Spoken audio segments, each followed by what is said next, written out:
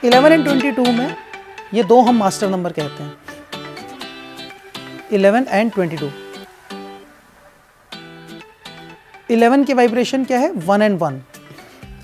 1 is decision maker, authoritative. 1 and 1 2 होता है। 2 जो है वो डिपेंडेंट है, थोड़ा सा वो दूसरे से कंसल्ट करने वाला है। लेकिन 1 और 1 दो बार मिल गए, 1 और 1 कहते हैं 11 हो गए, है ना।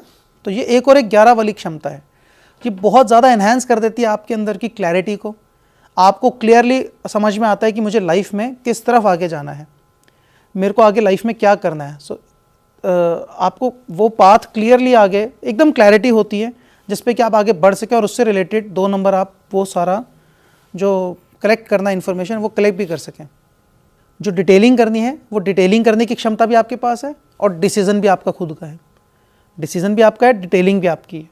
तो वो मिलकर एक पावरफुल कॉम्बिनेशन बनता है कि आप खुद ही सेल्फ सस्टेन मोड में आके आप आगे बढ़ सकते हैं। तो एक पॉजिटिव नंबर माना गया है, इन जनरल आपकी स्ट्रेंथ को बढ़ाने वाला नंबर है, ठीक है। तो 11 and 22 are master numbers. Master numbers are in general auspicious, अगर आप ऑस्पिशियस मानते हैं, और नहीं तो ये एक आपको सपोर्टिव नंबर्स हैं। हाँ, किस कॉन्टेक्स्ट में होंगे नहीं होंगे वो फिर again we need to check the horoscope. लेकिन 11 आपको स्ट्रेंथ आपकी 1 और 1 मिलकर 2 की भी स्ट्रेंथ दे रहा है और 1 की स्ट्रेंथ तो है ही। तो इसलिए, और 11 को कंसिडर कहाँ करना है? सिर्फ इनिशिएटर में, सस्टेनर में और टैलेंट नंबर में, राइट। 11 और 22 तारीख को पैदा हुए हैं। 22 तारीख वाला क्या हुआ? उसमें 2 और 2 की क्षमता, 2 की डिटेलिंग की पावर आ गई और डबल पावर आ गई डिटेल करने की, चीज़ों को बहुत सारी इंफॉर्मेशन कलेक्ट करने की। और 4 क्या है? सिस्टम बनाने वाला। तो वो इसको कहते हैं मास्टर बिल्डर, कि वो खुद ही सिस्टम खड़ा कर दे, अकेला खड़ा कर दे। उसके पास इतनी क्षमता है कि वो मतलब एक आंख से देखता आदमी वो 2 आंखों से देख रहा है एक साथ। एक आंख इधर देख रही है, एक आंख इधर देख रही है।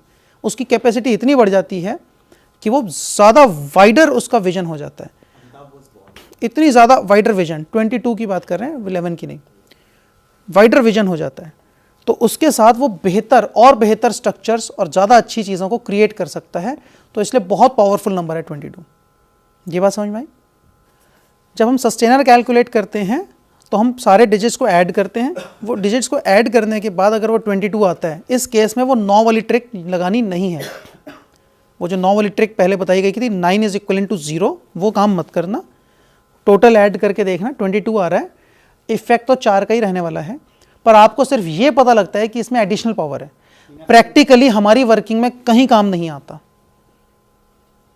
जैसे एस्ट्रोलॉजी में काल सर्प योग डराने के लिए बहुत बड़ा मुद्दा है, प्रैक्टिकली कोई खास काम नहीं आता। आधे लोगों को तो होता ही नहीं है, दिखता है पर होता नहीं, इफेक्टिव नहीं होता। तो ये मास्टर नंबर्स भी एक हुआ है, बड़ी सारी बातें, प्रैक्टिकली काम कुछ खास नहीं आता। आप मुझे दिखा देना कहीं काम आ रहा हो।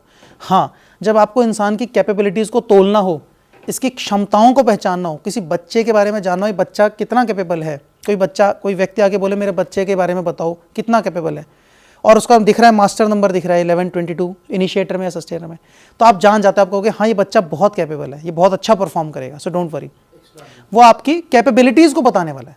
पर इफेक्ट देगा 4 का, 22 है 4 का देगा। लेकिन 22 एक पॉजिटिव नंबर है, उसमें 4 की नेगेटिविटी काफ़ी हद तक हटके वो पॉजिटिव वे में काम करेगा, वो क्रिएटिव वे में काम करेगा, कंस्ट्रक्टिव वे में काम करेगा।